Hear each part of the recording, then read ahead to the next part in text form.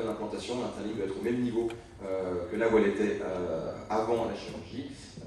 Et l'espace antérieur fémoro-patellaire doit lui aussi être inchangé. Et si vous respectez ces critères-là, vous serez dans de bonnes conditions pour avoir un résultat clinique satisfaisant. Alors, les couples, il y en a 6 à 7 en fonction de ce que vous faites. Il y en a 6 obligatoires, donc il y a une coupe tibiale qui est proximale, 5 coupes fémorales, une coupe distale, ensuite une coupe antérieure et une coupe postérieure. Et pour suivre la courbure de votre implant, eh bien, on relie la coupe antérieure à la coupe distale par chanfrein antérieur et la coupe postérieure à la coupe distale par chanfrein postérieur. Et enfin, si vous resurfacez la rotule, eh bien, il y a une 7e coupe qui est celle de la rotule. Alors ces 6 à 7 coupes, elles vont définir 3 espaces au sein d'une enveloppe ligamentaire. Donc le premier espace, c'est l'espace fémoro-tibial en extension. Donc cet espace-là, il va être sous la dépendance de votre coupe tibiale et de votre coupe fémorale distale. Vous avez ensuite l'espace fémoro-tibial en flexion. Lui, il est dépendant de la coupe tibiale et de la coupe fémorale postérieure. Et enfin, vous aurez l'espace antérieur entre la rotule et la trochlée prothétique, qui lui dépend de la coupe rotulienne, de la coupe antérieure, du chanfrein antérieur, et encore de la hauteur de l'interligne. Alors on va se rendre compte qu'en fait ces espaces sont reliés les uns aux autres à travers ces différentes coupes. Vous avez l'espace fémoro-tibial en extension et en flexion qui sont reliés par la coupe tibiale distale. Si vous jouez sur la coupe tibiale distale, vous allez jouer sur ces 2 espaces en même temps. Ensuite, l'espace en flexion et l'espace antérieur, eux, ils sont reliés par la coupe fémorale postérieure. La coupe fémorale postérieure, elle dépend de la coupe fémorale antérieure due à la forme de votre implant. Ensuite, l'espace en extension, il est relié à la hauteur de l'interligne, parce que l'interligne dépend de votre coupe fémorale distale et de votre coupe tibiale. On ajoute à ça la coupe rotulienne, qui elle dépend de la coupe rotulienne, de la coupe fémorale antérieure qui est reliée à la coupe postérieure, et de la hauteur de l'interligne. Et on ajoute encore à ça les problèmes d'enveloppe ligamentaire, qui sont sur la dépendance de toutes les coupes finalement et de tous les espaces. Et je pense qu'on pourrait rajouter encore beaucoup de flèches sur ce schéma, donc on se rend compte de la complexité du problème pour gérer tous les critères en même temps. Et sachant que pour chaque coupe, c'est une coupe qu'on positionne dans un référentiel 3D. Donc si vous faites une erreur dans un plan, ça va avoir des répercussions dans les 2 autres plans et multiplier le risque d'erreur. Donc on peut avoir 8 erreurs de positionnement pour une coupe donnée, dont on connaît l'influence de chaque coupe sur tous les critères de cause de PTG. Donc on arrive à un véritable casse-tête, pour le commun des mortels, c'est absolument impossible de savoir en opératoire, lorsqu'on décide de modifier une coupe en épaisseur ou en orientation, d'être certain de toutes les conséquences qu'elle va avoir sur la pose finale de votre prothèse. En tout cas, moi j'en suis incapable. Donc, pour solutionner un petit peu ce casse-tête, il faut simplifier la vie, et ça passe par 2 choses. La première chose, c'est la planification opératoire. Il faut réfléchir avant l'intervention et décider en amont de quel compromis vous allez faire, de ce que vous allez décider en termes de coupe et de conséquences sur la prothèse. Ça, c'est facile à faire quand on est sur un logiciel de planification ou même devant des radios. En opératoire sur une chirurgie qui dure à peine 1 heure, c'est beaucoup plus compliqué. Et la deuxième chose, ça va être derrière de systématiser la technique et la séquence de coupe et de gestion des espaces pour finalement simplifier l'équation en routine et rendre la chirurgie possible sans que ça devienne un casse-tête auquel on n'arrive pas à trouver la réponse. Alors, comment faire pour avoir des coupes qui soient bien orientées? Il faut que vous arriviez à recréer un référentiel 3D. Pour ça, vous avez plusieurs manières. Alors, ce référentiel 3D, dans le plan frontal, ça va être principalement l'axe HKA, donc centre de la tête, centre du genou et centre de la cheville, qui va correspondre à votre alignement dans le plan frontal de votre prothèse. Alors, on peut avoir ce qui est le plus classique et ce qu'on va vraiment développer, c'est les ancillaires mécaniques. Globalement, si vous arrivez à extrapoler en opératoire l'axe anatomique tibial, l'axe anatomique fémoral, que vous avez une télémétrie opératoire, que vous avez des repères sur votre patient et des repères orthogonaux sur votre ancillaire, et bien avec ça, vous recréez un référentiel 3D de manière fiable. Ensuite, vous avez les systèmes dynamiques, donc c'est la navigation, que ce soit juste la chirurgie assistée par ordinateur ou la robotique, où là, à partir ou pas d'un scanner opératoire et d'acquisition sur le patient, et vous allez recréer ce référentiel 3D de manière satisfaisante. Et enfin, vous avez les systèmes qui sont dits statiques, qui représentent principalement les kits de coupe sur mesure, encore les accéléromètres, et qui, eux, vous proposent ce référentiel 3D en amont. Vous ne le créez pas pendant l'intervention, mais il est décidé en amont. Mais c'est des systèmes qui sont statiques dans le sens où vous ne pouvez pas changer les réglages avec un kit de coupe sur mesure, c'est décidé à l'avance. Vous ne pouvez pas changer les réglages de votre coupe en opératoire. C'est la différence avec la navigation qui est plus dynamique. Donc c'est là-dessus qu'on qu'on va travailler aujourd'hui, tout simplement parce que voilà, dans un itinéraire mécanique, c'est à vous de créer votre référentiel 3D et c'est à vous de vous assurer que vos coupes sont dans les bons plans de l'espace. Pour la navigation et les autres systèmes, en fait, vous êtes guidé, vous faites confiance à votre outil et là la réflexion elle se fait plus en amont sur la manière de faire les coupes et de les réaliser, et de les régler, pardon. Mais là, quand vous faites de la navigation, vous faites confiance à votre système informatique et quand il vous dit que vous coupez avec tant de pentes et tant de but, vous lui faites confiance, mais c'est pas vous qui l'avez fait, c'est votre outil. Donc finalement, c'est entre guillemets plus facile qu'avec un itinéraire mécanique où on a besoin de contrôler les choses.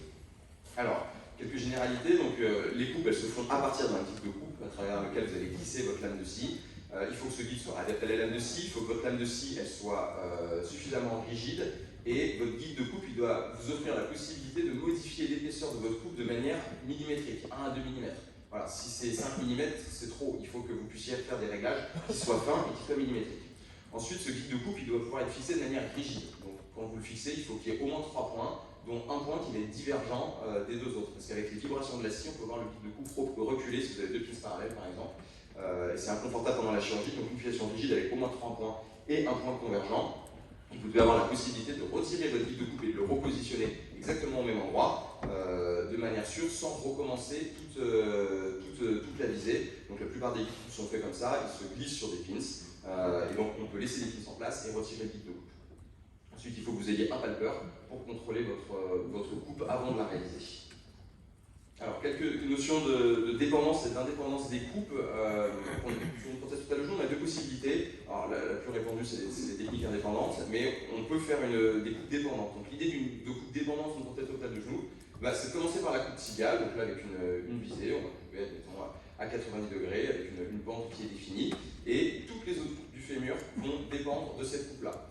Donc avec des systèmes de tenseurs et de spacers, on va décider de l'épaisseur et de l'orientation des coupes, mais sans avoir aucun contrôle par rapport à l'axe anatomique du fémur. Et donc ces techniques-là, finalement, vont se rapprocher de l'alignement mécanique adapté. Si vous avez coupé au tibia à 90 degrés et que derrière vous ajustez toutes les coupes fémorales sur les espaces ligamentaires, ça fait de l'alignement mécanique adapté. Et si vous coupez au tibia avec la déformation en varus ou en valgus initial, là vous faites clairement de l'alignement cinématique.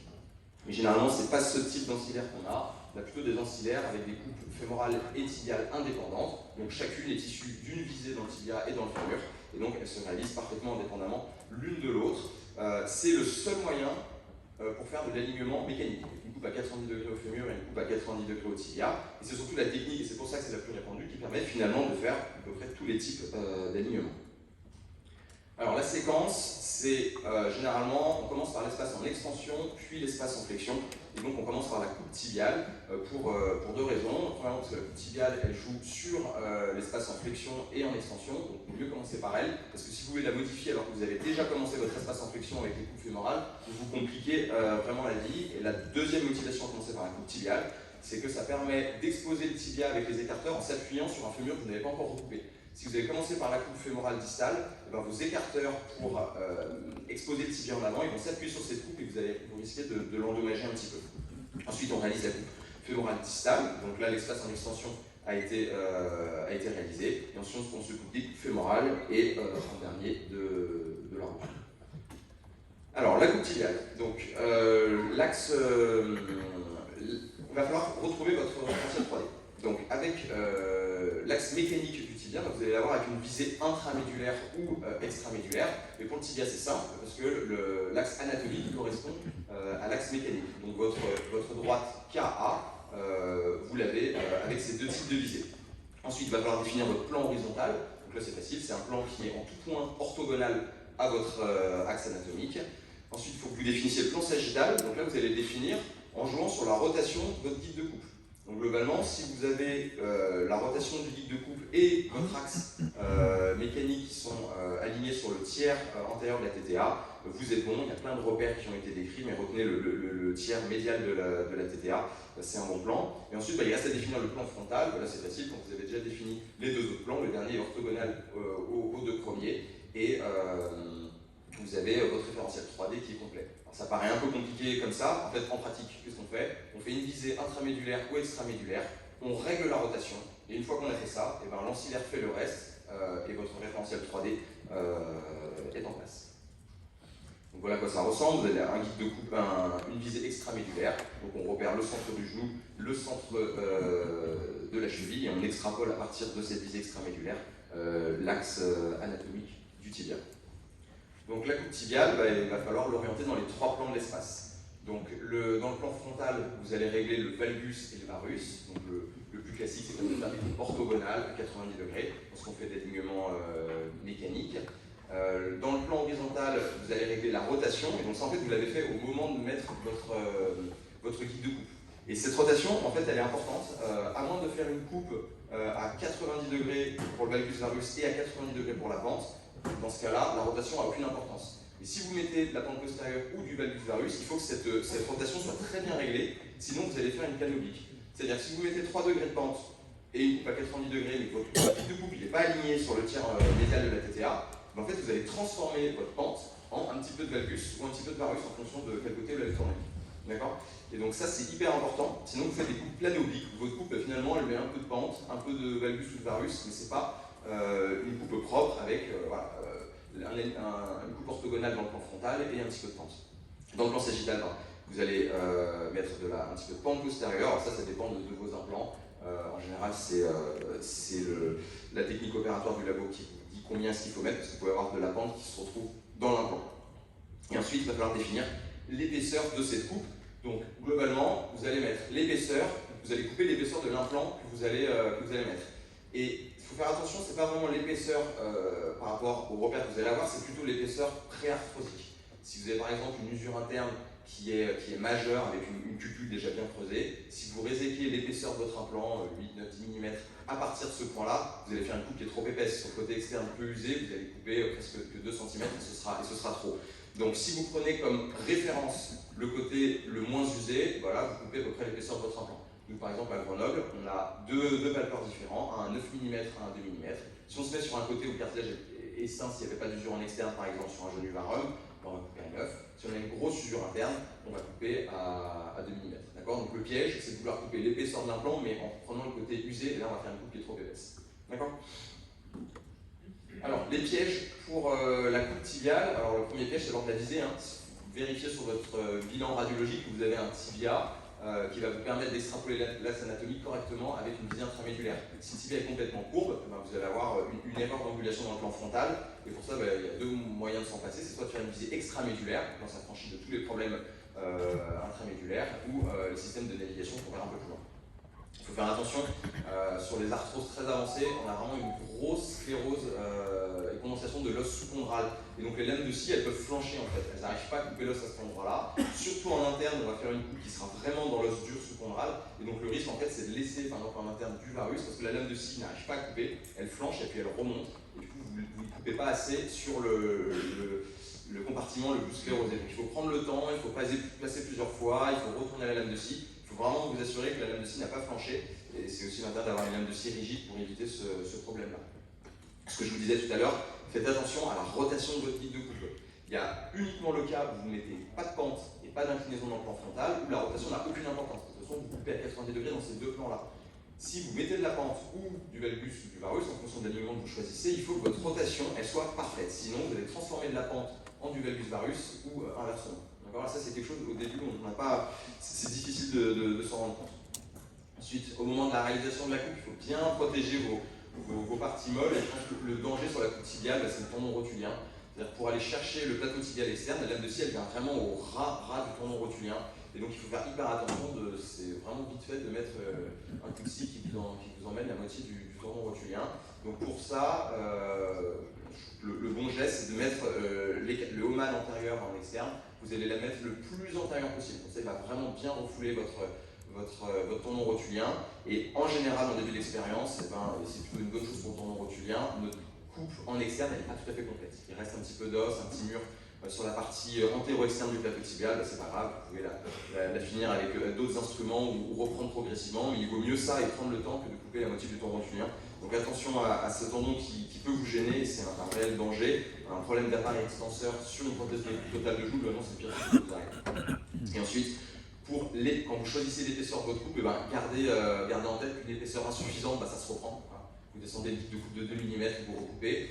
une coupe excessive, bah là c'est terminé. Hein. Vous ne pouvez pas revenir en arrière, vous ne pouvez pas regreffer du plateau.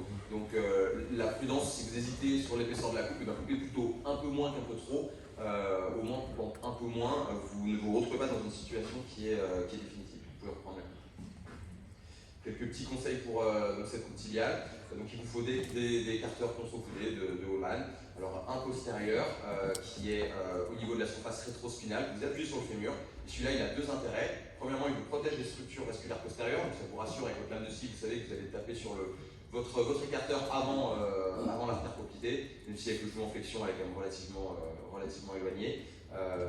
Et puis il vous permet tout simplement d'exposer le tibia. C'est vraiment avec cet écarteur-là qu'on a la force pour subluxer le tibia en avant et exposer correctement le plateau tibial.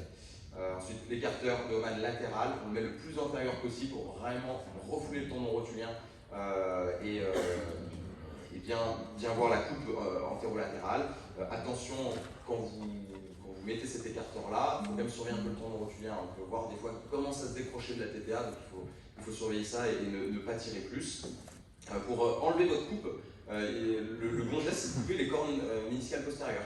C'est-à-dire que vous avez fait votre coupe, elle est complète, vous l'attrapez pour la sortir et elle ne vient pas. En fait, elle tient à cause des cornes méniscales postérieures. Donc vous mettez un coup de bistouri dans chaque corne, en général, la coupe vient plus facilement. Et enfin, quand vous avez fait votre coupe, gardez les pins de positionnement du guide de coupe. Si vous avez besoin de la reprendre, vous serez content d'avoir juste à revisser votre guide de coupe et il sera positionné exactement de la même manière que lors de la réalisation de la coupe. Et s'il faut reprendre la coupe de 2 mm, en général, vous pouvez décaler de 1 à 2 mm avec le guide de coupe qui a différents trous. Et les choses sont assez simples et rapides pour reprendre une coupe qui n'aurait pas été assez conséquente. Voilà. Une fois que vous avez fait votre coupe tibiale, vous allez vérifier que vous avez enlevé assez d'os pour l'épaisseur de votre implant. Donc pour ça, vous avez des tenseurs, des spacers. Si votre implant il fait 10 mm, il faut que vous arriviez en extension à retirer, à mettre 10 mm de spacer ou de tenseur dans votre espace. Si c'est validé, vous pouvez passer à votre coupe fémorale distale. Alors, même principe que pour le tibia, avec un petit élément en plus. L'axe mécanique, il va être cette fois extrapolé de l'axe anatomique à cause de l'offset fémoral au niveau du col fémoral, où l'angle, la droite HK, ne correspond pas à votre axe anatomique fémoral. Donc pour ça, il vous faut des radios, on va le voir un petit peu après, pour vous mesuriez cet angle-là et que vous puissiez compenser dans votre guide de coupe. Le plan horizontal, il sera orthogonal à l'axe anatomique que vous aurez extrapolé, comme pour le tibia. Ensuite, dans le plan frontal, vous allez, votre guide de coupe, comme pour le tibia, il peut tourner autour de la visée intramédulaire. Et donc, cette rotation-là, elle va définir votre plan frontal et votre plan sagittal. Donc là, c'est la même chose, il faut que ce guide de coupe, il ait une rotation qui soit bonne. Alors, généralement, et ça suffit, en fait, on vient s'appuyer sur la corticale antérieure du fémur, et la rotation, elle est fixée correctement comme ça.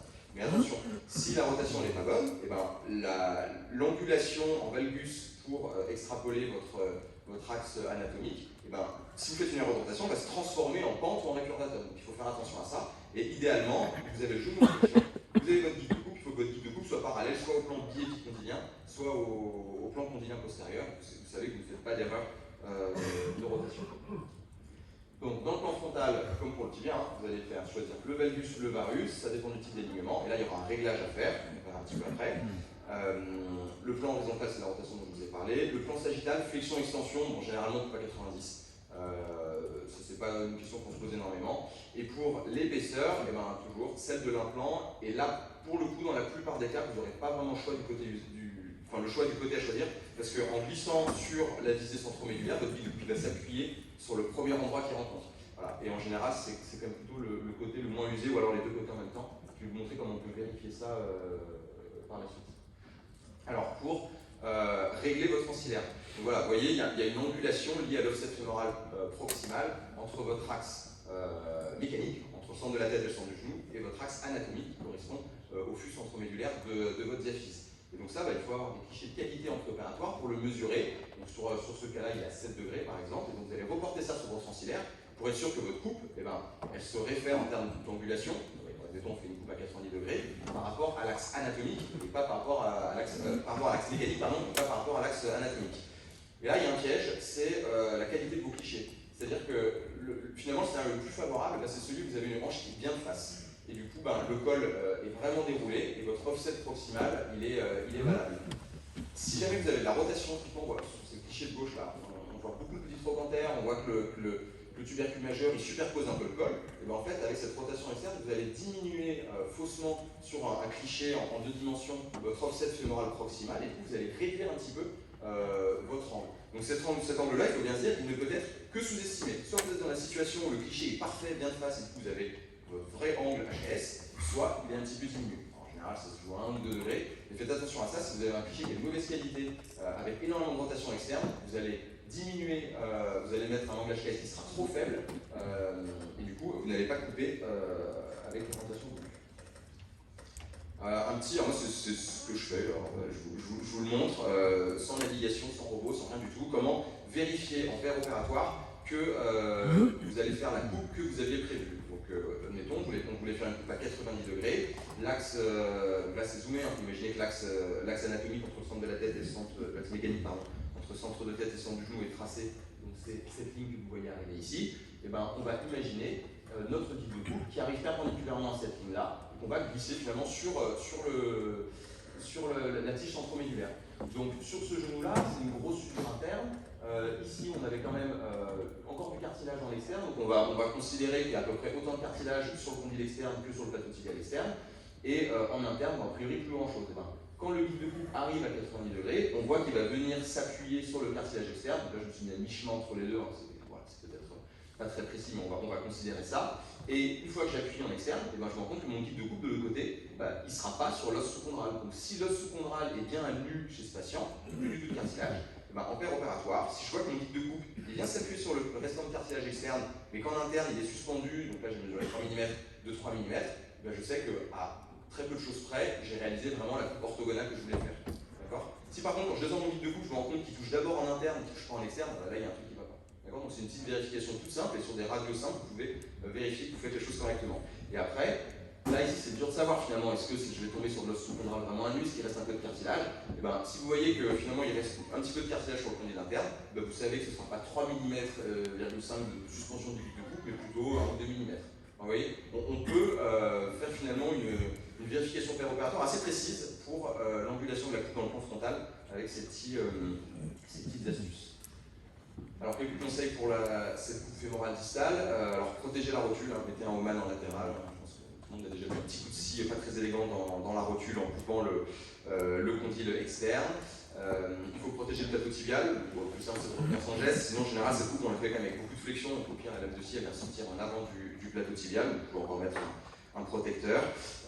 Faites attention aux ostéophytes. Alors, il y en a qui les réservent tous avant de faire des coupes, d'autres qui les laissent partir avec les coupes. Globalement, sur le fémur, c'est pas sûr que tous les ostéophytes vont partir avec la coupe fémorale distale. Mais derrière, ça va influencer votre testing ligamentaire en extension après la coupe. Donc vous allez retirer l'os très bien, mais vérifiez qu'il ne reste pas de l'ostéophyte qui vient vraiment contraindre les ligaments collatéraux que vous n'avez pas résété, qui du coup va fausser votre testing ligamentaire. Et ensuite, je vous l'ai déjà dit pour le tibia, et c'est pareil pour le fémur, attention à la rotation, vérifiez que vous avez le guide de coupe qui globalement soit aligné soit au plan épicondylien, soit le choc le plus simple en fait, vu que le genou est très fléchi, on voit très bien que le guide de coupe est parallèle quand il s'applique sur la verticale antérieure du fémur au plan bicondylien postérieur, et vous évitez de faire une fameuse plane oblique avec les 5 à 7 degrés de valgus que vous aurez mis dans votre guide de coupe. Alors en réalité, cette erreur-là, même si on ne fait pas attention, il n'y a personne qui fait une erreur de 90 degrés de rotation. Mais bon, c'est bien de le savoir, et vous gagnerez un petit peu en précision en faisant attention à ce point. Alors, une fois que vous avez fait votre coupe fémorale distale, il va falloir vérifier que votre espace fémorotibial en extension il soit bon. Donc là, 2 points. Il faut que l'épaisseur de votre prothèse, donc autour de 2 cm, puisse rentrer dans cet espace-là, que l'équilibre ligamentaire soit satisfaisant. Et la deuxième chose importante, c'est de vérifier que vous n'avez pas de flessum. Il faut qu'à ce stade-là, vous ayez une extension complète du genou. Des patients arthrosiques qui ont un flessum opératoire, on en a beaucoup. Il faut qu'ils retrouvent une extension complète à l'issue de la pose de l'implant. Donc là, on va dire qu'il y a 2 situations si vous avez un petit peu de flessum. Soit c'est vraiment pas grand-chose. Vous avez 2-3 degrés de flessum, il est presque discutable. Vous voyez que sur votre radio de profil, vous avez des ostéophytes postérieurs qui sont francs derrière les condyles postérieurs. Et bien là, ne retouchez pas aux coupes, faites vos coupes fémorales, et en faisant partir la coupe postérieure et les ostéophytes postérieurs, généralement vous allez gagner les quelques degrés qui vous manquent pour avoir l'extension complète. En revanche, même s'il y a des ostéophytes, si à ce stade-là vous avez encore 10-15 degrés de flessum, vous ne récupérerez pas juste en retirant des ostéophytes postérieurs. Donc là, il faut reprendre les coupes. idéalement, le truc le plus logique, c'est quand même de la reprendre au fémur. Comme ça, vous ne jouez que sur votre espace en extension. Après, il faut vous adapter à ce que vous avez fait. Si vos deux coupes vous paraissaient bien, vous avez encore un gros flex-up, il va falloir augmenter un petit peu l'espace en extension, reprenez au fémur, c'est plus logique, vous jouez que sur l'espace en extension. Si par exemple, en revanche, vous avez fait une coupe tibiale, vous vous êtes dit, bon là, vraiment, je ne vais pas couper grand chose, je tombe au fond de la pupule, et au fémur, vous pensez que vous avez été un peu généreux, et bien là, vous reprenez plutôt tibial. Il faut savoir s'adapter, mais le plus logique, ça reste quand même de reprendre au fémur si les coupes elles étaient bonnes au départ. D'accord ? Et avant de reprendre la coupe, vous pouvez aussi regarder votre espace en flexion avec juste la coupe tibiale. Voilà. Si vous n'arrivez pas à glisser vos 10 mm de spacer, l'épaisseur de votre prothèse à ce moment-là, eh ben, vous dites que de toute façon vous auriez été serré en flexion, donc vous reprenez au tibial. Voilà. Il faut savoir s'adapter, mais le plus logique reste quand même de reprendre au fémur pour ne jouer que sur l'espace qui nous intéresse, à savoir l'espace en extension. Maintenant, il va falloir s'intéresser aux 4 coupes fémorales qui vont définir votre espace antérieur et votre espace en flexion. Donc, c'est la dépendance de la coupe, les anciens mécaniques, de la coupe fémorale distale, simplement parce que votre guide de coupe 4 en 1, qui est propre à chaque taille d'implant, il vient s'appliquer sur cette coupe distale. Donc, si vous avez fait une erreur dans votre coupe distale, ça va se répercuter sur toutes les autres coupes du fémur. Donc là, sur ce guide de coupe-là, il y a 2 réglages. Donc, dans le plan sagittal, ça va être savoir comment est-ce que vous positionnez en antéro-postérieur votre guide de coupe. Et donc ça va faire dépendre la coupe antérieure et la coupe postérieure. D'accord ? Donc, votre espace en flexion et votre espace fémoro-patellaire. La plupart des guides de coupe, en général, ils prennent une référence postérieure. Il y en a qui ont une référence antérieure et il y en a certains même qui ont des références mixtes. Vous pouvez pas lever les deux en même temps et puis ajuster pour trouver le meilleur compromis possible. Et enfin, le deuxième réglage, ça va être la rotation. Donc, dans le plan horizontal, donc là, vous vous basez soit sur l'axe bien, soit sur le plan des condyles postérieurs. Et cette rotation-là va vous permettre d'affiner l'équilibre en flexion et de jouer aussi sur la course au patellaire, on va le voir un petit peu plus loin. Alors pour le plan sagittal, pour bien comprendre ces histoires de référence antérieure et de référence postérieure, en gros, si vous avez une prothèse, un ancillaire avec une référence postérieure, en gros, vous allez privilégier l'espace en flexion. C'est-à-dire que vous allez retirer en postérieur autant d'os que vous allez rajouter d'implants. Donc normalement, votre espace en flexion, il sera de bonne qualité. Par contre, il sera de bonne taille. Par contre, c'est peut-être un petit peu au dépens de l'espace antérieur, que du coup, vous ne contrôlez pas. Il est vraiment fixé par votre implant. Donc vous voyez sur le cas de droite, sur la référence postérieure, on est impeccable en arrière. On va réséquer autant d'os qu'on va rajouter d'implants. En revanche, devant, on voit qu'on coupe un petit peu trop et qu'on va augmenter l'espace antérieur. A l'inverse, si on prend une référence antérieure toujours avec la même taille d'implant, devant c'est parfait, on va retirer autant de trophées qu'on va rajouter d'implants métalliques en avant, par contre derrière on va couper un peu trop. Voilà. Donc il y a des compromis à faire, mais il faut bien avoir cette notion-là quand vous choisissez le positionnement antéro-postérieur de votre guide de coupe. Alors, l'espace en flexion, il a 2 rôles principaux, c'est l'équilibre en flexion et puis aussi la possibilité de fléchir votre genou. En gros, plus vous allez couper en postérieur, et plus vous allez diminuer l'offset postérieur. Si cet offset postérieur il est trop diminué, vous allez vous retrouver en flexion de genou avec la partie postérieure du plateau tibial qui va venir toucher la verticale postérieure du fémur et vous allez avoir un effet câble qui vous limite la flexion. Alors, pour en arriver là, il faut quand même couper beaucoup. Mais voilà, c'est vraiment la chose sur le point sur lequel il faut faire attention. Et ça peut vous arriver sur un implant trop petit, vous prenez une référence antérieure, vous faites une coupe postérieure qui est majeure et vous vous retrouvez dans la situation où la flexion sera limitée par cet effet câble. L'équilibre en flexion, lui, va être décidé par l'épaisseur de coupe et par la rotation, on va le voir un petit peu plus loin. Pour l'espace antérieur, alors moi je suis convaincu que cet espace antérieur c'est un des gros problèmes pour les gens qui ont des prothèses, le problème vient souvent de là pour les prothèses totales de genoux douloureuses, parce qu'on a du mal à le contrôler parfaitement, notamment avec la coupe rotulienne, on verra aussi un peu plus loin. En gros, dès lors que vous modifiez votre espace antérieur, diminuez ou l'augmentez, ça va créer un stress sur la rotule, que vous le diminuez ou que vous l'augmentiez. Si vous l'augmentez, votre bras, si l'espace augmente, du coup votre bras de levier du quadriceps va diminuer un petit peu, donc le quadriceps va devoir travailler plus pour assurer son rôle et l'extension du genou, et du coup ça va faire subir à la rotule des contraintes qu'elle n'a pas l'habitude de subir, et ça va créer du stress sur la rotule, et ça va être source de douleur. Donc là c'est vraiment un problème qui est actif et dynamique. Si vous diminuez cet espace, ben là vous allez mettre trop d'implants et vous allez pousser sur la rotule, donc là il n'y a même pas besoin de contrôler le quadriceps, juste sur les mouvements de flexion et extension, vous allez augmenter les contraintes fémoro-patellaires à cet endroit-là, et vous allez créer du stress et des douleurs sur la rotule. Donc, vous voyez, il faut vraiment faire attention à cet espace antérieur, parce que dès lors que vous le modifiez, ça va être source de stress sur la rotule et de douleurs antérieures. Ensuite, donc, la rotation fémorale, oui, ça permet d'équilibrer l'espace en flexion et ça permet de jouer sur le tracking rotulien. Parce que lorsque vous jouez sur la rotation au niveau postérieur, vous avez la trochlée qui est reliée à votre jambe qui va tourner aussi.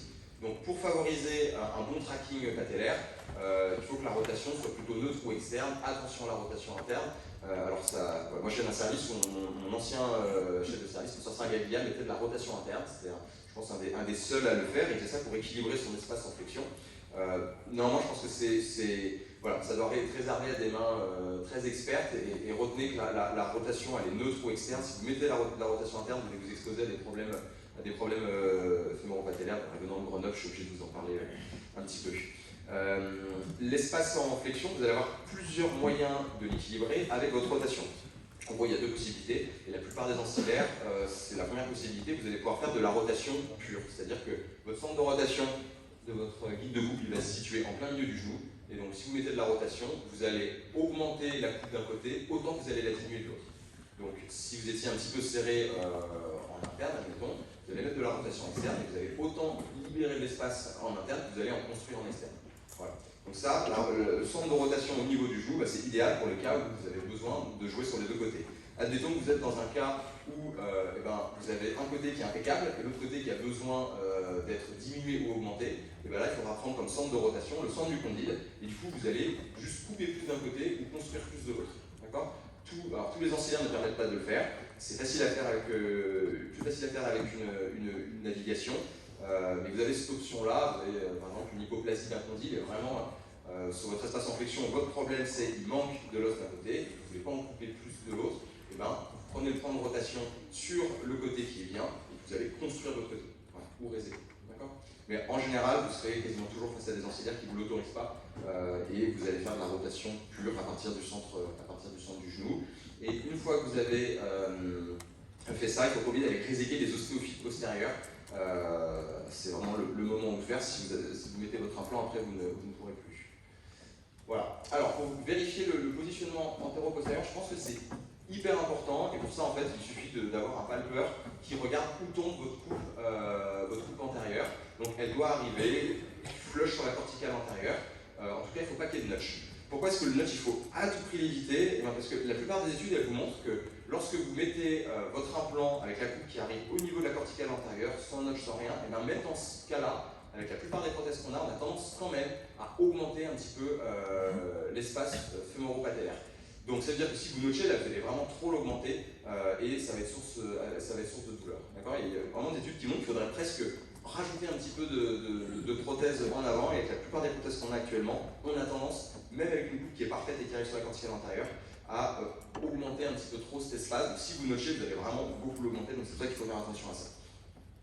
Si vous mettez votre guide de coupe, vous avez réglé votre rotation, vous prenez votre palpeur et vous vous rendez compte que vous allez notcher. Bon, là il y a un truc qui ne va pas, il faut essayer de changer un petit peu les choses. On va se mettre dans le cadre d'une référence postérieure, parce que par définition, si vous avez une référence antérieure, vous n'aurez pas de problème de notch. Et bien, si votre coupe, votre espace en flexion à la coupe tibiale, il paraissait bien, vous avez enlevé ce qu'il faut au tibia, et puis en enlevant la même chose sur les condyles postérieurs, ça va être bien. Là, le seul moyen de ne pas notcher, ça va être d'augmenter finalement la taille de l'implant. Voilà. Donc il faut faire attention à ça, parce qu'en augmentant la taille antéro-postérieure, vous pouvez augmenter aussi la taille médio-latérale, il ne faut pas oversizer la taille de votre implant, d'où l'intérêt des implants avec des tailles narrow, c'est-à-dire qu'en antéro-postérieur c'est la même chose, mais ils sont plus étroits et ça limite l'encombrement médio-latéral. Si vous n'êtes pas dans ce cas-là, si vous êtes dans le cas, vous avez testé votre espace en flexion après la coupe tibiale et vous vous êtes dit en coupant mes 10 mm de condyle postérieur, ça va être un peu juste, il faudra peut-être couper un peu plus, et bien là, vous réglez le problème de votre notch et le problème de votre espace en flexion en antériorisant un petit peu votre coupe sous réserve que votre ancillaire vous permette de le faire. Ça, c'est pas toujours possible. Alors, quelques petits conseils pour ces 4 coupes fémorales. Il faut protéger les ligaments collatéraux, surtout lorsque vous faites les coupes postérieures. Vous avez la lame de scie qui est perpendiculaire au trajet du ligament interne et externe, donc c'est la situation idéale pour les couper, donc un écarteur de chaque côté pour les protéger. La coupe postérieure, on n'a pas beaucoup de sensations, donc puis on ne voit pas ce qu'on fait, hein, on coupe très en arrière. Donc dès que vous voyez le fragment qui bouge un tout petit peu, c'est bon, n'allez pas plus loin, il est libre. Et tant qu'il n'y a pas eu ce petit décroché, ce petit mouvement, c'est qu'il faut que vous continuez à travailler un petit peu avec votre scie. Et puis une fois que vous avez fait toutes vos coupes fémorales, ça va être le moment où vous allez enlever les ostéophytes postérieurs si ils sont présents à la radio. Donc là, il y a plusieurs manières. Soit vous avez des aides, donc vous distractez l'espace hémoro-patellaire, soit sinon, c'est assez élégant, c'est quelque chose que j'ai appris ici à Marseille, vous le faites avec un écarteur de Méry. Si la qualité osseuse est bonne, vous appuyez sur le compartiment interne avec le genou à 90 degrés de flexion, vous poussez, vous ouvrez votre écarteur de Méry, ça va vous ouvrir en fait l'espace en flexion, et là vous allez pouvoir travailler sur l'autre compartiment, le compartiment externe, pour aller chercher les ostéophytes, puis après vous inversez l'écarteur et vous allez chercher en interne. Il faut juste faire un tout petit peu attention à ça, si vous avez de l'os qui n'est pas de très bonne qualité, parce que l'écarteur il peut un petit peu s'enfoncer, mais ça marche très bien, et si vous avez voilà, vous n'avez pas suffisamment de bras pour tirer sur le genou, c'est une méthode élégante et efficace pour le faire. Et la dernière, c'est pas vraiment une coupe fémorale, hein, mais si vous avez un implant postéro-stabilisé, il va falloir créer la cage qui va laisser place à cette gamme de postéro-stabilisation. Donc c'est un petit peu les sixièmes coupes du fémur. On ne peut pas vraiment les considérer comme des coupes dans le sens où elles n'ont absolument aucune incidence sur l'axe, ni sur l'équilibrage ligamentaire. En tout cas, pour les implants postéro-stabilisés, il y a ces quelques coups de scie à rajouter à la fin. Alors la coupe rotulienne. Donc là, vous avez terminé, vous avez mis vos implants d'essai, vous avez un testing qui est satisfaisant, et vous décidez de resurfacer la rotule, parce que c'est pas le débat aujourd'hui, mais c'est quelque chose qui peut être fait ou pas, et c'est un débat qui n'est pas complètement tranché. Donc l'idée, ça va être de réséquer, comme d'habitude, hein, vous allez réséquer l'épaisseur de l'implant que vous allez mettre. Alors il faut faire attention à l'épaisseur de votre rotule, si ça vaut le coup de la mesurer avant, globalement il faut qu'il reste quand même suffisamment de rotule. Si après votre coupe il reste 8 mm, vous allez vous exposer à des fractures de rotule et des ruptures d'appareil extenseur qui sont dramatiques après une pose de prothèse totale de genou. Donc la règle c'est de se dire qu'il faut qu'il y ait au moins 13-14 mm après la coupe de rotule restante pour mettre votre implant, donc ça vous vérifiez à l'avance avec un petit pied à coulisse. Donc la coupe, elle doit être horizontale sur la rotule, éventuellement discrètement parallèle à la facette externe, mais surtout pas l'inverse, sinon ce sera défavorable pour le tracking rotulien. Et puis il va falloir créer ces petits plots pour venir cimenter votre bouton rotulien. Et ces plots-là, soit ils sont centrés sur votre coupe, des fois la rotule est petite, vous n'avez pas le choix, il faut vous mettre en plein centre. Et si vous avez une rotule qui est plus large par rapport à la taille de l'implant que vous avez décidé de mettre, éventuellement, vous pouvez décaler un tout petit peu en médial, ça autorisera l'appareil extenseur à rester un poil plus latéral et ça favorisera aussi le tracking. Pour moi, cette coupe rotulienne, je trouve que c'est l'immense paradoxe de la prothèse totale de genou, parce que je suis convaincu que ça a un rôle majeur sur le tracking rotulien, sur le résultat, éventuellement les douleurs antérieures qui peuvent rester, et pour autant, on n'a pas beaucoup d'outils pour réaliser une coupe très précise. Voilà, on a des guides de coupe, mais dont le positionnement reste quand même assez aléatoire. Et c'est toujours surprenant de voir par exemple une prothèse naviguer avec de la robotique où on va régler toutes les coupes fémorales et tibiales au degré près dans les 3 plans de l'espace. Et à la fin, on finit par faire une coupe sur la rotule qui n'est pas à main levée, mais pas loin, quoi. Donc on n'a pas encore, par ma connaissance, on n'a pas encore les outils pour être aussi précis sur la rotule que sur les autres coupes. Et je pense que c'est un des problèmes lorsqu'on resurface la rotule. Quand on sait l'importance de la fémoro-patellaire dans les douleurs antérieures du genou après prothèse totale de genou. Voilà pour les coupes osseuses avec l'ancienne mécanique. Vous avez des questions? Une petite pause à ce stade. Ouais. Vous faites systématiquement la coupe on faisait, et non, et de moins en moins. Voilà. Alors bon, moi j'ai pas un temps de métier, donc je fais surtout ce que mon chef de service fait. Globalement, si la rotule elle est belle, on arrête de les resurfacer. Voilà. Ça dépend de l'examen clinique aussi, s'il y a vraiment une symptomatologie fémoro-patellaire majeure avant et qu'il n'y a plus un centimètre de cartilage sur la rotule, là on la resurface, mais pour les rotules qui sont jolies, on les resurface de moment. Mais c'est un grand débat, je ne prétends pas vous donner la réponse certaine. Ouais. Vous ne faites pas une élévation si vous ne faites pas resurfaçage de la rotule? J'ai pas compris, une élévation? Si, par contre on la dénerve systématiquement, ouais. Même si on la resurface pas, on fasse le historique, on fait tout le tour. Pareil, je ne sais pas quel rationnel scientifique on a derrière ce geste que beaucoup de gens font, sur vous avez peut-être plus d'infos, mais nous on le fait effectivement. Ok, bon, on continue sur l'apport de la navigation et de la robotique. Alors, la navigation, bon, c'est des définitions que je vous vous ai mis là pour discuter entre nous, mais c'est pas ça que vous retrouverez dans la littérature. Globalement, un système de navigation, c'est un système qui va vous permettre de positionner votre guide de coupe à main levée. Voilà, pas de viser un bras extramédulaire, quel que soit le système, vous arrivez avec votre guide de coupe sur lequel il va y avoir un référentiel et vous avez un ordinateur, ce que vous voulez, qui va vous dire, bah voilà, quand le guide de coupe est à cette position-là, on coupe avec tant d'épaisseur, tant de varus, tant de valus, et tant de pente. Voilà, en gros, c'est une navigation, c'est ça. Et il en existe plusieurs types. Le plus classique, c'est le système de navigation où on a un scanner préopératoire. Parfois, nous, on en a un Grenoble, il n'y a pas besoin de scanner préopératoire. On fait tout un tas d'acquisitions sur le patient avec voilà, une caméra infrarouge qui vient lire, qui vient repérer dans l'espace des pointeurs. Et on va repérer de l'anatomie sur le fémur, sur le tibia. On va mettre, nous on met une fiche dans le fémur qui est vissé avec des capteurs pareil sur le tibia. Une fois qu'on a fait tout ça, avec tout un tas d'acquisitions en flexion, extension et en rotation, votre logiciel, il va réussir à extrapoler la position en 3 dimensions du centre du genou, là c'est facile, je vous l'avais montré, mais du centre de la hanche et de la cheville. Et une fois qu'il a fait ça, lorsque vous allez approcher près du genou votre guide de coupe avec les capteurs dessus, et dans une position donnée, il va vous dire, voilà, là, vous coupez à tant d'épaisseur, tant de valus et tant de pente. En gros, un système de navigation, c'est ça. Ils n'ont pas tous exactement la même technologie, mais l'idée, c'est celle-ci. Donc là, en gros, vous avez juste un guide de coupe. C'est comme l'ancienne mécanique, quoi. Vous vous débrouillez pour votre raisonnement, savoir comment vous allez faire vos coupes. Par contre, sur la précision, vous le faites à main levée. On va dire la navigation 2.0, c'est ce qu'on a actuellement. C'est celle qui ajoute un logiciel d'aide, une espèce de GPS, qui va vous permettre de résoudre cette équation où j'ai mis toutes les flèches et il en manque.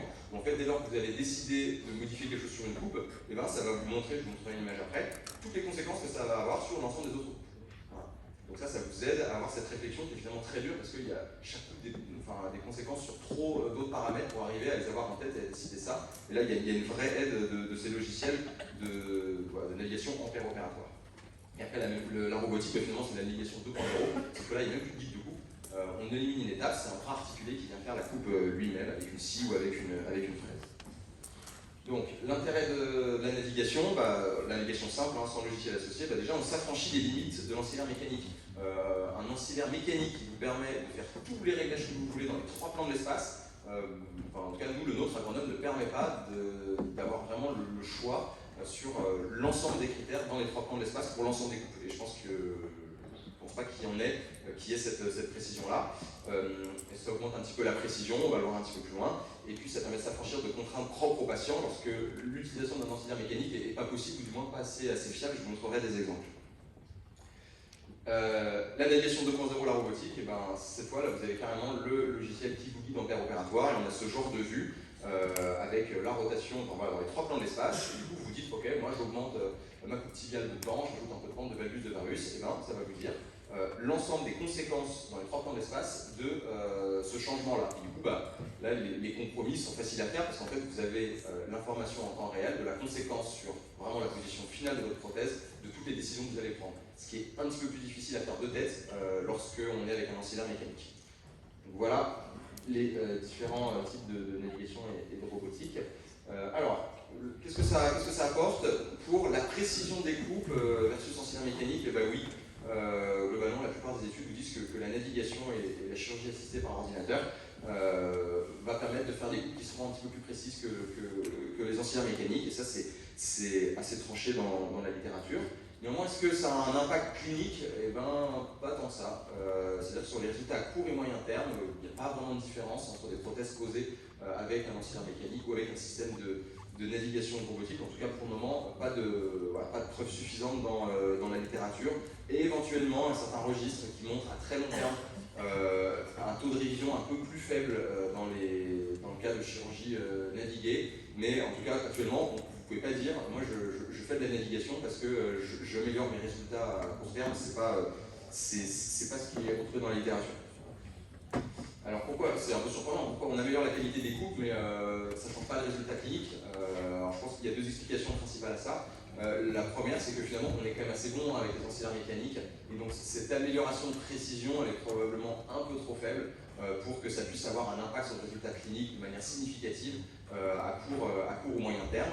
Et l'autre explication sur le fait que cette augmentation de précision de coupe finalement ne change pas énormément, quand vous vous intéressez à la littérature actuelle, finalement sur le résultat fonctionnel, il semblerait que ce soit peut-être plus le choix de la philosophie de pose et de l'alignement qui compte, plus que finalement pour un choix d'alignement, l'outil que vous allez utiliser la précision qu'on a avec un ancillaire mécanique reste assez bonne et le gain qu'apporte la navigation de la robotique n'est peut-être pas suffisant pour qu'à court terme, vous voyez de grosses différences sur les résultats cliniques. Alors du coup, si on considère ça, bon, ok, on est un peu plus précis, mais a priori ça ne change pas énormément les résultats fonctionnels, donc à quoi bon utiliser la navigation? Il y a un intérêt principal, c'est lorsque l'obtention de vos référentiels 3D, ce que je vous ai montré jusque-là, ne peut pas être obtenue de manière fiable avec une méthode conventionnelle. Donc là, il y a deux cas principaux, c'est lorsque votre visée intramédulaire fémorale est impossible, parce que vous avez du matériel de synthèse qui vous gêne, parce que le fémur a une forme qui rend cette visée non fiable ou non réalisable, ou lorsque l'extrapolation de votre axe anatomique, l'axe mécanique fémoral, pardon, je vais donner une lettre qui est mauvaise, avec l'angle HS est mauvais, donc avec un fémur qui est court ou un calvicieux, je vais vous montrer aussi des exemples. Donc quand vous ne pouvez pas faire quelque chose de précis au fémur, globalement vous avez deux options. Soit vous utilisez un système navigué, soit sinon il va falloir accepter de faire des coupes dépendantes de la coupe tibiale, ce que je vous ai présenté un petit peu plus tôt. Alors un exemple, voilà, vous avez ce patient avec cette gonarthrose majeure, principalement interne, avec ce clou mis en place depuis plus de 50 ans, vous êtes à peu près convaincu que vous n'arriverez jamais à l'enlever. Avec un système de navigation, vous affranchissez de la visée centromédulaire, puis vous mettez la prothèse sans avoir à essayer une chirurgie lourde pour retirer le clou. Donc voilà, ça c'est le genre de cas, si vous n'avez pas accès à la navigation, il peut être intéressant d'adresser un centre qui en fait. Ça restera anecdotique dans votre pratique, mais c'est vraiment là où la navigation, je trouve, rend le plus service, parce que la prothèse ne peut quasiment pas être posée sans ça. Un autre exemple de problème de matériel d'osteosynthèse, vous avez ce patient qui avait cette plaque de fémur qui était recouverte d'os, présente depuis très longtemps. Entre une chirurgie d'ablation de la plaque pour pouvoir faire une visée intramédulaire et une chirurgie naviguée, ça reste quand même beaucoup moins agressif de laisser la plaque en place. Donc là, c'est une très bonne indication pour une prothèse naviguée. Un autre exemple, vous avez ce fémur là, qui est courbe et du coup votre visée centromédulaire dans le fémur elle ne va pas remonter très haut, donc sa précision va être un petit peu mauvaise. Et à cause de la courbure du fémur, ça vous fait un angle HKS qui est à 14. Le problème c'est que la plupart des ancillaires mécaniques ils vous autorisent de régler le valgus fémoral jusqu'à 9 ou 10 degrés. Et à 14 degrés, vous ne pouvez pas quoi. Donc si vous réglez à 10, vous allez avoir 4 degrés de défaut de coupe dans le plan frontal. Et donc ça c'est un bon argument aussi pour une prothèse naviguée, vous vous affranchissez de cette limite-là liée à votre ancillaire mécanique. Un dernier exemple, vous avez ce cal vicieux. Donc la visée est impossible. Et puis quand bien même vous pourriez faire une visée, le problème c'est qu'elle serait mauvaise dans le plan sagittal. Donc là la navigation s'y prête très bien, on aura pu aussi discuter de cette première, mais voilà, ça vous permet de vous sortir de cette situation-là en vous affranchissant de toutes les contraintes de l'ancillaire mécanique. Et donc c'est vraiment l'intérêt majeur de la navigation. Et voilà, ces patients-là, il ne faut pas hésiter à les adresser dans des centres où on peut naviguer parce que la chirurgie devient très simple pour celui qui fait ça. Alors que pour vous, avec un ancillaire mécanique, gérer ce genre de choses au fémur, ça relève presque de l'impossible. Voilà, je vous remercie pour votre attention.